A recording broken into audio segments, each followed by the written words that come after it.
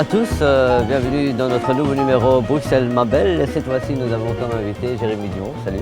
Salut Manuel. Comment vas-tu? Super bien. Oh, t'es un peu froid, non? Ouais, On est bien ici, on est à Place de l'Épée, juste en bas du palais de justice. comme on l'aime. Tu connais un peu ce quartier? Ce périmètre, tout à fait. Hein, vu que j'ai étudié d'ailleurs au conservatoire qui est juste à côté, Ah ok, quel conservatoire? rue du Chêne, conservatoire de Bruxelles. Ah ok, ben, on va parler de ton histoire. Qui est Jérémy Dumont? Grande question. Que se passe-t-il? Moi je suis musicien de jazz, je suis pianiste de jazz.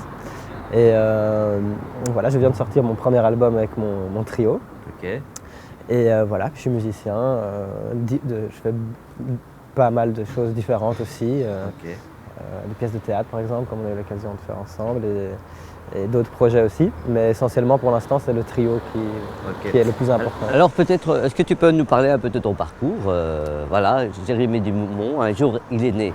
Un jour je suis né, tout à fait, et puis j'ai toujours été un peu dans la musique. J'ai des parents qui ont toujours écouté de la musique. Mon père est musicien lui aussi. Et donc j'ai toujours baigné là-dedans. J'ai fait du violon quand j'étais plus jeune, puis je suis passé au piano un peu plus tard. Ok. Et une fois que j'ai découvert ça, je savais que... Et qu'est-ce qui a fait que tu es passé du violon au piano? Je crois que c'était un professeur, enfin, ça n'allait pas avec mon prof. Et puis il y a toujours eu un piano à la maison, j'avais toujours été un peu attiré par le piano. Et puis j'ai une super prof de piano qui m'a carrément mis dedans, quoi. Donc ton cursus a été uniquement dans la musique. Particulièrement, ouais, parce que même quand j'ai fini mes études à Charleroi, ma 5e et Mareto. Et là, Tu avais quel âge? À ce moment-là, j'avais 17 ans, enfin, ouais, Ok. 17 ans. Et là, j'étais en parallèle au conservatoire Arthur Grumiaux de Charleroi. Donc j'étudiais déjà la musique en option, musique classique. Ok. Voilà, cette technique de transition, donc une option musicale. Donc là, j'étais vraiment déjà dans la musique. Et puis en finissant ça, j'ai fait l'examen d'entrée au conservatoire, que j'ai pas réussi la première année. Je suis parti à Anvers, au Jazz Studio. J'ai étudié un an là-bas, puis j'ai refait l'examen d'entrée dans les 3 conservatoires. J'ai réussi les 3, donc j'ai pu choisir de revenir à Bruxelles, enfin. Ok. Donc j'ai fait Charleroi, Anvers. J'étais content de pouvoir me poser à Bruxelles. Est-ce que la musique a toujours fait partie un peu de toi? Est-ce que déjà tout petit, quand tu étais enfant, la musique a Tout à fait. été présente dans ta vie? Ouais, beaucoup, beaucoup. Ma mère m'amenait même petit à des concerts. Même je crois quand elle était enceinte, elle allait déjà à des concerts. Quel genre de concert? Musique classique, un peu de tout registre. Et puis ma mère, c'est la première femme de Belgique ingénieure du son. Ah ok. Donc j'ai aussi parfois, après l'école, été en studio, la rejoindre pour des post-productions. On la Ça, mais salue j'ai au toujours passage. été dans le son. Bonsoir. Donc c'était la première femme ingénieure de son De en Belgique, voilà. Ok, excellent. Ouais. Et donc tu as quelque part baigné par ta maman. Par maman et mon père joue un peu de sax et il est guitariste surtout.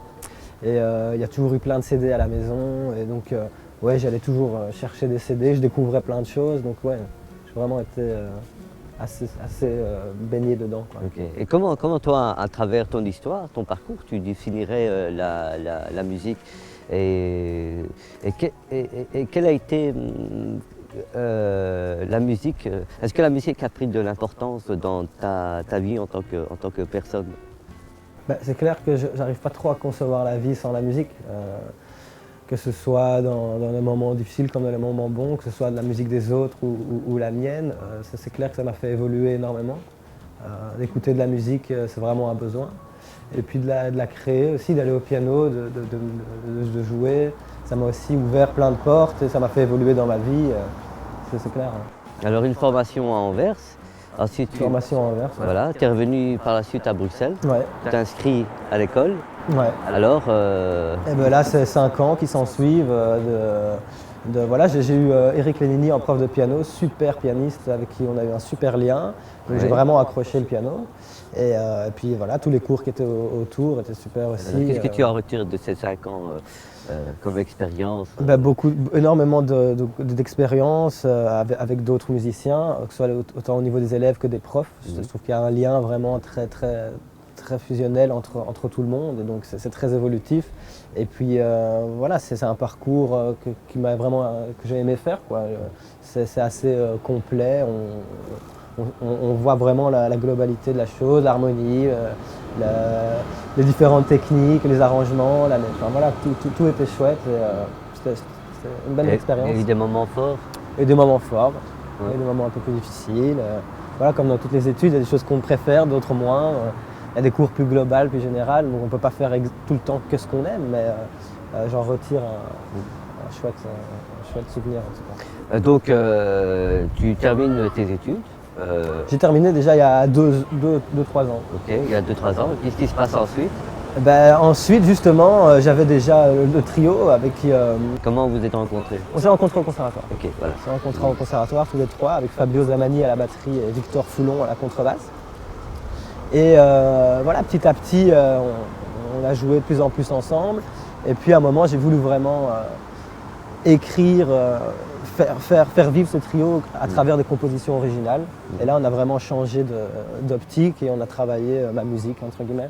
Ok. Et qu'est-ce qui a fait que tu es passé de reprise à la composition originale? Je crois qu'à un moment, j'avais envie, je ne vais pas dire de me démarquer, mais de faire mon truc. Et j'avais un truc, c'était quelque chose que j'avais en tête depuis longtemps. Il y avait des compositions qui existaient, d'autres que j'avais envie de faire, qui rejoignent un peu les influences que j'ai, des grands maîtres que j'ai écoutés, etc. Et j'avais envie, je trouvais qu'il était temps, en tout cas pour le trio, de passer à autre chose et de rentrer dans un truc pas plus concret, mais plus personnel, quoi. Comment tu définis l'art, la culture pour toi? Comment toi tu la définirais? C'est quelque chose d'essentiel, surtout dans notre climat actuel, je veux dire. Et c'est quelque chose qui est universel et qui doit pouvoir faire rassembler tout le monde. Okay. Quand tu dis climat actuel, c'est par rapport à ce qui se passe dans notre actualité. Dans notre actualité, et puis même, je veux dire, ces 10 dernières années même. Je pense que l'art et la culture pourraient être mis à un niveau plus important que ce qu'on essaye de nous faire faire ou de nous faire acheter dans toutes ces... Voilà. Est-ce que tu penses que la culture est à l'image de ce que devrait être l'art en Belgique et à Bruxelles en particulier? Je pense qu'à Bruxelles, on a quand même beaucoup d'artistes et c'est vrai que l'art est présent, mais ça pourrait être encore plus. Plus, c'est-à-dire? C'est-à-dire plus présent sur le... Enfin, plus de médiatisation autour de l'art, être plus présent sur le terrain, d'essayer de vraiment rassembler tout le monde, qu'on en parle. Mais c'est déjà le cas pas mal en Belgique et à Bruxelles, on ne peut pas se plaindre par rapport à d'autres pays. Mais voilà, je pense que c'est maintenant, aujourd'hui, plus que jamais important de nous rassembler autour de l'art et de la culture aujourd'hui. On va parler de ton album. Ouais. Voilà, il est là. Résurrection. Jérémy Dumont Trio. Est-ce que tu peux nous parler un peu des titres, des morceaux? Ouais. De quoi parle cet album? Cet album, c'est que des compositions personnelles. Voilà. Ah pardon. Donc il parle un peu de la vie du trio et de ma vie aussi. Comme on peut voir sur l'album, c'est mon fils qu'on voit de dos en fait. Qui a quel âge? Qui a 1 an aujourd'hui et qui est né vraiment au moment où on enregistrait cet album. Donc ça fait aussi un peu partie de cette résurrection qu'est cet album, vu que c'est une partie de moi qui renaît évidemment. Mais comme je disais, c'est surtout par exemple Résurrection, qui est le titre de l'album, c'est par rapport au trio. On a voulu passer à autre chose et passer dans une autre musique, et donc on a vraiment recréé le trio de manière originale. Avec toutes ces compositions personnelles, dont 4 sont accompagnées par Fabrice Alman, un grand saxophoniste belge, bien connu, avec qui j'ai eu l'occasion et la chance de pouvoir étudier, vu qu'il était mon professeur au conservatoire. Okay. Et voilà, je pense qu'il y a vraiment une palette assez large de couleurs et d'ambiances qui me reflètent au niveau musical, qui se retrouvent sur cet album. In Between. In Between. Ça c'est un peu parce que ce morceau il est très ouvert et il se passe entre... Déjà c'est un peu par rapport à l'harmonie du morceau que je l'ai appelé comme ça, parce que c'est entre 2 tonalités que ça se passe. Et donc ça module entre 2 tonalités, c'est un peu entre les deux quoi. Donc j'ai appelé ça In Between. Et chaque titre a un peu sa petite histoire que je raconte à chaque live d'ailleurs au public. Et c'est un album qui est accessible partout, j'imagine? C'est un album qui est accessible sur Bandcamp, entre guillemets, et via mon site jeremydumont.com aussi, et dans toutes les bonnes librairies et magasins de disques bruxellois ici du centre d'ailleurs. Et la distribution, ça va? Ça se passe bien?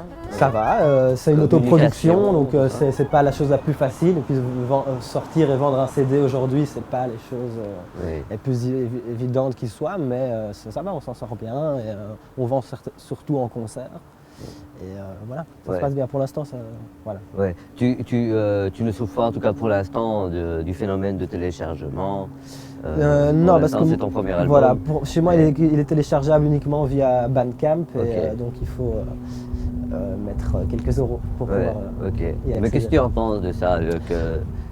Ben, il y a le pour et le contre, mais surtout le contre. Le petit pour, c'est que beaucoup de gens, la musique est plus accessible, donc les gens Ouais. qui seraient plus difficiles à faire connaître parce que pas de label, pas de trucs, qui sont un peu inconnus, qui jouent super, eh ben on peut les écouter et donc les découvrir, donc ça c'est super, par exemple sur Spotify et tout ça, c'est génial. Maintenant, c'est clair que l'autre fois j'étais encore à un concert, c'était deux sœurs, il y en a une qui m'a acheté le CD, elle m'a dit j'adore votre musique, mais je le téléchargerai, parce qu'ils n'avaient pas les sous pour acheter deux fois le CD. Ok. Je veux dire que ça m'a fait un choc. C'est vrai que tu mets du temps, du cœur, l'ouvrage pour faire un album, ça coûte de l'argent aussi, et puis après les gens le téléchargent, c'est vrai que c'est pas la meilleure des choses, mais bon, dans le monde actuel, voilà, qui ne télécharge pas aujourd'hui? Ouais, c'est ça. Donc il Est-ce faut que- vivre avec, et voilà, il faut tirer son épingle du jeu en fonction. Et Donc voilà. pour l'instant, tu vis plus des concerts Tout que à des fait. ventes Ouais, d'albums. Oui, bien sûr. Ok. Peut-être on va parler des dates des concerts qui sont pas, enfin, ils sont pas. Ouais, la bien prochaine date, on joue à Bruxelles au Sounds, rue de la Tulipe, un jazz club renommé de Bruxelles, le 11 décembre. Et on joue également le 16 décembre à Liège, au Jacques Pelzer, aussi un grand jazz club du nom du saxophoniste Jacques Pelzer, qui était un grand musicien belge de l'époque. Mhm. Est-ce que Bruxelles est une ville qui t'inspire? Ouais, c'est une ville qui m'a. Déjà, c'est un peu ma ville, hein. Je veux dire, je suis né ici, donc c'est clair que on a mes racines. C'est une ville qui m'inspire, ouais. Avec certaines limites aussi, parce que voilà, on vient d'ici, on connaît un peu, on connaît les contours de la ville, les gens, mais j'aime cette ville, j'aime le côté soudé de notre petite communauté de musiciens aussi, et j'ai mes racines ici, donc ouais, c'est clair que c'est pas ma plus grande inspiration, je pense pas, mais en tout cas c'est clair que Tu as grandi à Bruxelles? j'ai grandi à Bruxelles. Ouais. Ouais, quelle commune?